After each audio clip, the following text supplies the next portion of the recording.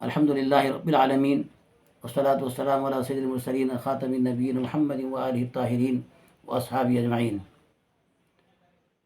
آج کا موضوع ہے قرآن کی روشنی میں زمین و آسمان کی تخلیق۔ قرآن کتاب ہدایت ہے، اس کا دراصل ایک ہی موضوع ہے، انسانوں کی ہدایت اور رہنمائی۔ البتہ اسی ضمن میں قرآن پاک ایسے حقائق کا انکشاف کرتا ہے جن کا تعلق براہ راست عقل و سائنس سے ہے، جیسے زمین، آسمان، چاند، سورج، ستارے، سیارے، انسانوں کی تخلیق کیسے ہوئی، زمین میں موجود مختلف حیوانات، نباتات، جمادات کو کس طرح اللہ تعالیٰ نے انسانوں کے تابع کیا کہ انسان اس سے بھرپور فائدہ اٹھا کر اللہ تعالیٰ کے ان احسانات کو اپنے دل و دماغ میں مستحضر رکھے، اب ضرورتیں پوری کرتا ہے انسان۔ ان باتوں کو بتانے کا مقصد بھی یہی ہے کہ انسان اللہ تعالیٰ کے ان احسانات کو اپنے دل و دماغ میں مستحضر رکھتے ہوئے اس کی اطاعت و عبادت کرے۔ اسی طرح قرآن اس حقیقت کو دل و دماغ میں اچھی طرح جاگزی کرنا چاہتا ہے کہ کائنات کی تمام چیزیں خود بخود وجود میں نہیں آئیں، بلکہ ذات خداوندی نے ہی اپنی قدرت کاملہ سے ان تمام چیزوں کو وجود بخشا ہے تاکہ انسان ان سے فائدہ اٹھا سکے۔ چنانچہ کائنات کی تخلیق کا تذکرہ کرتے ہوئے قرآن کئی ایسے رازوں سے پردہ اٹھاتا ہے جن کو پانے کے لیے آج بھی سائنسداں حیران و سرگرداں ہیں۔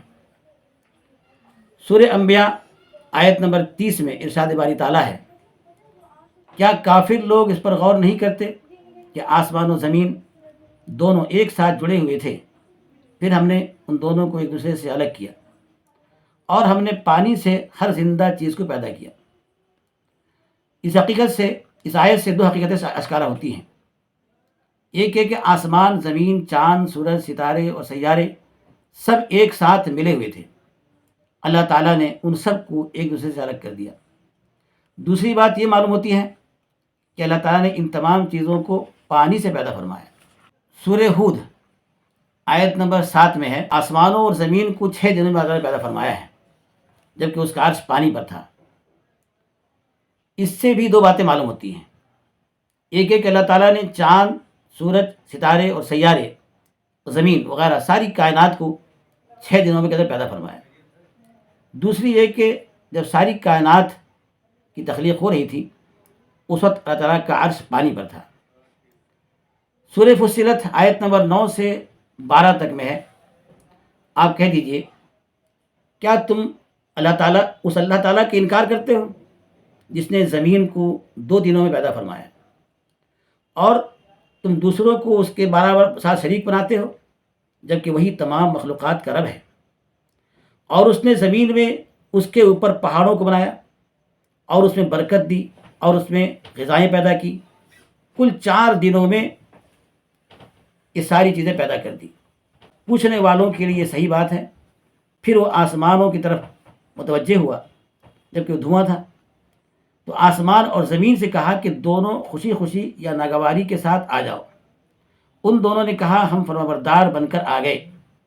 پھر اللہ تعالیٰ نے 2 دنوں کے اندر 7 آسمان بھی بنائے اور ہر آسمان میں اپنا حکم بھی سنا دیا ہے، اور ہم نے قریبی آسمان کو چراغوں سے اور حفاظت کی خاطر مزین بھی کر دیا ہے۔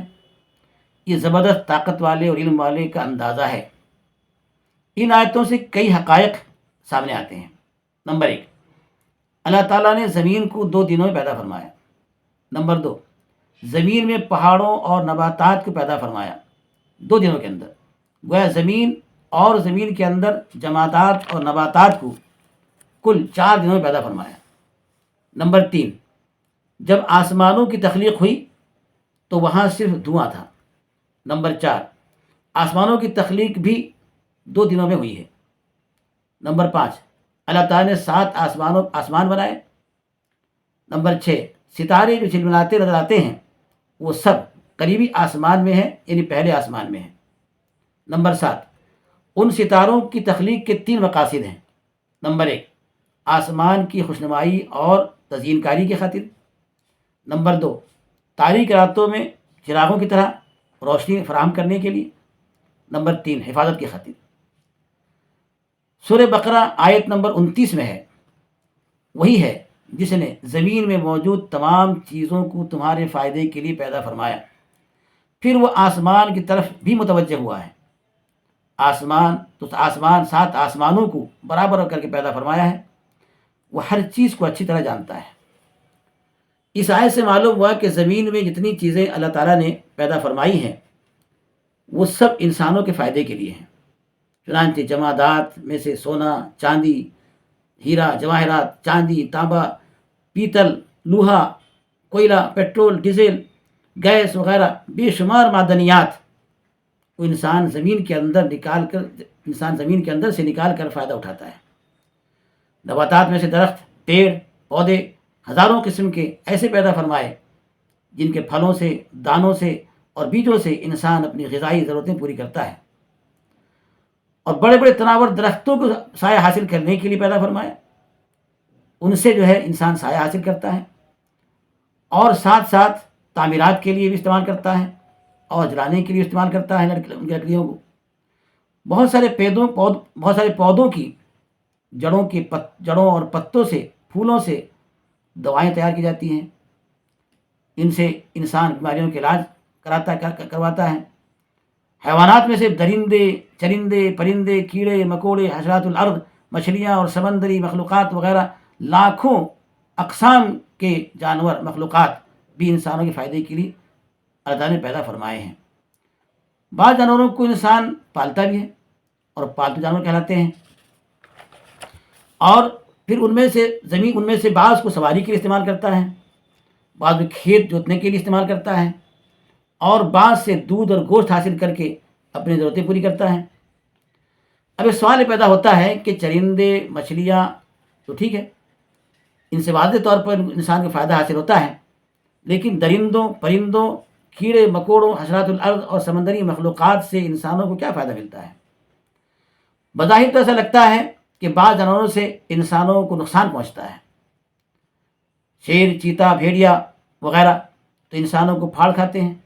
سانپ، بچھو، مچھر، مکھی وغیرہ کے زہر سے انسانوں کی موت ہو جاتی ہے۔ جب قرآن کہتا ہے کہ اتنی چیزیں اللہ تعالیٰ نے پیدا فرمائی ہیں وہ سب انسانوں کے فائدے کے لیے ہیں۔ دراصل قرآن یہاں ایک سائنسی حقیقت کی طرف اشارہ کر رہا ہے کہ ان پرندوں، درندوں اور کیڑے مکوڑوں کے وجود سے بھی انسانوں کو فائدہ اس طرح حاصل ہوتا ہے کہ ان سے زمین کی فضائی آلودگی دور ہوتی ہے۔ اگر یہ جانور نہ ہوتے تو زمین کی فضا زہریلی ہو جاتی، انسانوں کے لیے سانس لینا مشکل ہو جاتا۔ فضا میں پیدا ہونے والے زہریلے مواد کو وہ اپنے اندر جذب کر لیتے ہیں، جس کی وجہ سے زہریلے مواد پھیل نہیں پاتے۔ اس طرح انسانوں کی زندگی صحت و سلامتی کے ساتھ فروغ پاتی ہے۔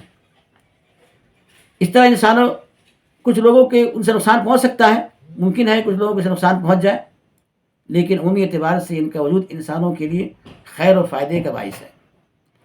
آج سے 1450 سال پہلے قرآن نے جس سائنسی حقیقت کی طرف اشارہ فرمایا تھا، آج کے سائنسدانوں نے بھی غور و فکر کرنے کے بعد اس کا اعتراف کر لیا ہے، اور یہ کہنے پر مجبور ہو گئے ہیں کہ زمین میں پائے جانے والی ہر چیز انسان کے فائدے کے لیے ہے، یہاں تک کہ زہریلے کیڑے مکوڑے اور پھاڑ کھانے والے درندے، ان کا وجود بھی انسان کے فائدے کے لیے ہے۔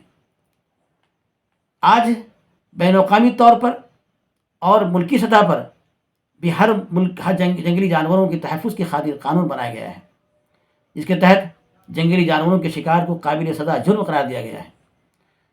اسی طرح جنگلوں اور درختوں کے تحفظ کے لیے بھی قوانین بنائے گئے ہیں، کیونکہ جنگلات اور درختوں کا وجود بھی زمین کے ماحول کو بہتر بنانے کے لیے ضروری ہے۔